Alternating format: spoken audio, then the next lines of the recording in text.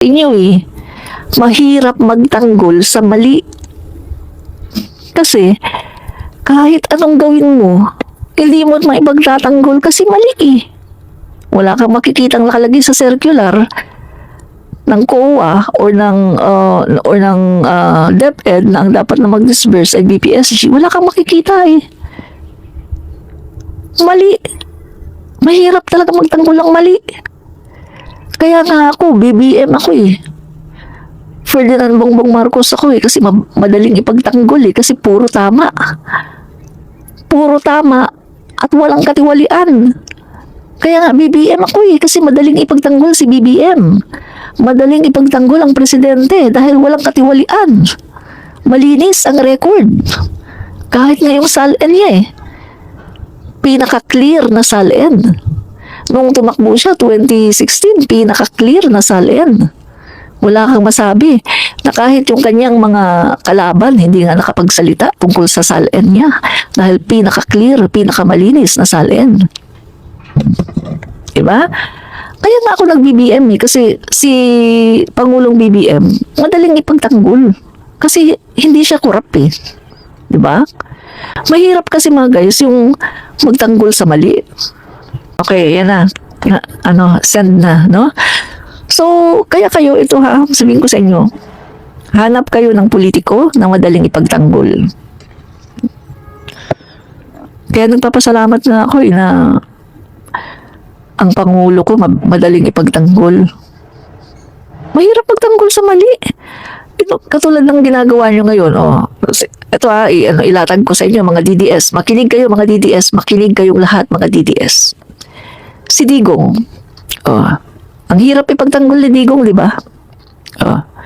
Tungkol pa nga lang sa war on drugs si Duterte na may 30,000 plus na natsugi. Ang hirap ipagtanggol nun. Kaya anong nangyayari? Pati yung inyong mga prinsipyo sa buhay na nababaliktad. Kung dati ayaw nyo, kung dati naniniwala kayo sa 10 utos ng Diyos, kung dati naniniwala kayo sa ika-6 na utos ng Diyos na huwag kang papatay, ngayon hindi na. Baliktad na ngayon. Naniniwala na kayo ngayon na okay lang ang patayan. Kasi para maipagtanggol nyo si Digong, kailangan nyo i-justify na okay lang ang patayan. Diba? Kaya, mahirap ipagtanggol ang isang tao maraming katiwalian at maraming kalukuhan sa buhay. O ngayon, galit na galit nga mga DDS kapag nagsasabi ako ng verse sa Bible na sa Exodus, huwag kang papatay, galit na galit ang mga DDS nun. Pero kung titingnan mo, nakalagay sa Bible yun eh, ika-6 na utos, huwag kang papatay. Anong sabi ng mga DDS? Okay lang daw yun. Di ba? Na-twist yung kanilang paniniwala. Kailangan nilang i-twist ang kanilang paniniwala para i-justify ang ginawa ni Digong. Di ba mahirap ipagtanggol ang ganong klaseng tao? Na kailangan mong balikuin ang iyong prinsipyo sa buhay para lang may pagtanggol mo siya. Yung Pangulo ko hindi kailangan eh. Hindi ko na kailangang balikuin ang aking prinsipyo kasi ang Pangulo ko naniniwala sa human rights at naniniwala na hindi dapat pinapatay ang kahit na mga kriminal. Kinukulong, hindi pinapatay. Kaya hindi ako stress. Hindi katulad yung mga DDS, stress na stress kayo. Mga bata pa edad nyo, mga mukha na kayong matatanda. Kasi nga, stress na stress kayo dahil hirap na hirap kayong ipagtanggol ang inyong tatay at ang mga Duterte. Kasi nga, kita nyo, sige nga, paano nyo ipagtanggol ang 30,000 plus na namatay? Okay lang ba? Kaya kailangan ititwist nyo, babalikuin nyo ang inyong mga prinsipyo para lang i-justify ang ginawa ni Digong.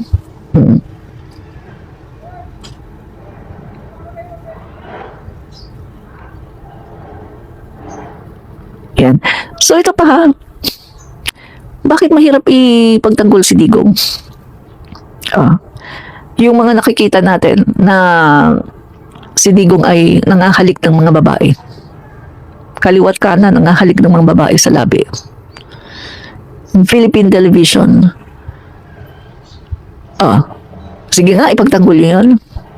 Yung mga sinasabi niya, nang namumulestya siya ng mga babae. Yung kanyang mga rape joke na yung isang Australian missionary, sinugi sa Davao at ginahasa. Ginang-rape sa Davao yun Davao City. Anong sabi ni Duterte? Sayang daw. Dapat daw bago man lang natsugi, nauna daw sana ang mayor. O sige nga, ipagtanggol nyo yan. Paano nyo ipagtatanggol yan? Sabi ko sa inyo, mahirap ipagtanggol ang mali. Mahirap ipagtanggol ang mali. Mai-stress kayo. Kaya nga mga mukha na kayong matatanda Tingnan nyo itsura nyo, mga mukha kayong matatanda, mga DDS. Ang babata nyo pa, mukha na kayong matatanda. My God! Tingnan nyo ako, 56 years old. Tingnan nyo ako sa personal. Mukha akong bata. Kasi hindi ako stress. Kasi yung Pangulo ko, ang bilis lang ipagtanggol Yung Pangulo ko mabait, yung Pangulo ko maayos, yung Pangulo ko gumagalang sa human rights, yung Pangulo ko makadiyos, yung Pangulo ko mabuting tao, yung Pangulo ko as a whole, isang mabuting nilalang. Madaling ipagtanggol. Hindi ka mai-stress. Yung prinsipyo niya, prinsipyo ko din, hindi ko na kailang baliin yung prinsipyo ko para lang ipagtanggol siya. Diba? Kayo, alam ko marami sa inyo dati mabubuting tao kayo. Pero nung naging DDS kayo, wala na iba na. Katulad na lang, the best example, Harry Roque. Si Harry Roque nung hindi pa siya naging DDS, anong sabi niya? Huwag niyong iboboto yan si Duterte. Si Duterte isang mass murderer. Sabi ni Harry Roque yan. Human rights lawyer siya nun. Tapos tungkol sa West Philippine Sea. Ang West Philippine Sea, sa Pilipinas yan, tayo lang ang dapat na makinabang dyan. Kaso naging DDS, napadikit kay Digong, namantikaan ang muso. Ano na ngayon ang sinasabi? Kinukontra na ang gobyerno tungkol sa West Philippine Sea. Wala naman daw makukuha dyan. Diba? Pinagtatanggol na ngayon si Duterte sa mga ginawa ni Duterte. Tingnan nyo, kailangan niyang binali niya yung kanyang prinsipyo. Harry Roque, maayos naman dati si Harry Roque. Tingnan nyo yung mga old video ni Harry Roque. Maayos siya dati, human rights defender. Pero ngayon tingnan nyo siya. Sabi ko nga sa inyo kapag ikaw, kahit gaano ka kabuting tao, kahit gaano ka maayos mag-isip, pag nadikit ka sa mga Duterte, mabubulok ka. Real talk lang, mabubulok ka talaga. Diba? Ito talaga totoo, mga kaibigan. Kahit gaano ka kabuti, pag nadikit ka sa Duterte, mabubulok ka talaga. Mahirap ipagtanggol ang presidente nyo. Yung inyong presidente na si Duterte, mahirap ipagtanggol yan. Sa totoo lang. Paano mo ipagtatanggol na okay lang maging manyakis? Sige nga, tanungin ko mga DDS na nandito. Paano mo ipagtatanggol sabihin sa iyong mga anak, oy anak, okay lang maging manyakis Okay lang manghalikan ng mga babae, manghipo ka ng mga ano nila. Okay lang yung anak. Sige nga, sige nga. Sabihin nyo yan sa mga anak nyo na okay lang maging manyakis. At sabihin nyo rin sa mga anak nyo, anak, okay lang pumatay ng tao Anak pumatay ka ng tao. Sabihin nyo sa mga anak nyo yan. Tapos ito pa sabihin nyo sa mga anak nyo, okay lang maging bangag. Okay lang gumamit. Sabihin nyo sa anak nyo. Kasi diba si Duterte, inamin niya, siya ay addicted. Fentanyl, Mary Jane, at inamin din niya na siya ay nag-cocaine. Sabi niya, di ba? Nung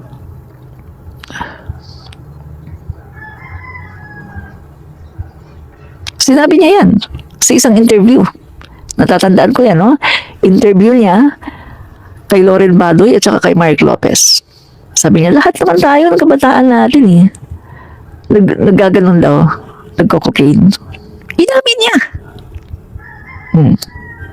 Sige nga, sabihin niyo sa anak niyo yan. Anak, okay lang. Sige, mag-cocaine ka. Anak, okay lang, anak. Maging adik ka, anak. Okay lang, anak, mag-Mary Jane ka. Sabihin niyo sa anak niyo yan. O di ba ang hirap ipagtanggol ni Digong? Kasi puro kalaswaan at puro kabastusan ang ginagawa. Di ba? Ang hirap ipagtanggol eh. Bangag na bangag, di ba? So, best example ng pagiging bangag niya. Yung mga puro maling desisyon. Best example yan. Hindi makapag-isip ng tama. Yung nangyari sa kanyang administrasyon na 30,000 plus na EJK, best example yan na hindi siya nakakapag-isip ng tama. Mali, distorted ang kanyang kaisipan dahil sa impluensya ng pulburon, ng bawal na gamot. Kasi kapag under ka sa influence ng bawal na substance, mali ang desisyon mo. Kaya nga may 30,000 EJK. Kaya nga naibigay niya yung West Philippine Sea. Saan sabi niya? Tubig lang yan. West Philippine Sea, tubig lang yan. Maraming tubig dyan. Maraming tayong dagat. O, mali ang desisyon niya kasi nga bangag siya. Mali ang desisyon niya dahil nga impluensya ng bawal na gamot. Yung utak niya, yung mga brain cells niya, wala na. Hindi na gumagana dahil sa mga bawal na gamot na kanyang na-take. O, diba? Yan. Hi sis, kamusta? Good AM sis, go. Patago ako sis. Magpa-therapy, go lang, ingats. Yes sis, ingat ka dyan. At saka, get well soon. Yan, maraming salamat sa pag-drop by. Yan. So, yung mga kababayan, no? Sino kausap mo? Hindi ka kausap ko. Ang kausap ko ay yung nagko-comment, no? So, yan mga kababayan, no? Oh, mga makaduterte dito. Di ba? Mahirap ipagtanggol ang mali. Puwera na lang kung talagang yan na ang inyong nature. Nakasanayan nyo na ang gumawa ng mali. Mabilis na lang sa inyo. O, di ba? Okay mga kababayan, out na muna ako ha. Mamaya na ulit mga guys, no? So, ingat-ingat mga DDS dyan. Pagtanggol nyo si Digong. Magkano ba para sa pagtatanggol ng mali? Magkano ang binibigay sa inyo para magtanggol kayo sa mali? Magkano? Yan ang tanong ko. Magkano ang binibigay sa inyo para magtanggol kayo sa mali? Magkano? Bye-bye guys! Bye-bye, Admin Rich po ito. Fight fake news, expose the truth. Admin Rich po, komentarista. Bye!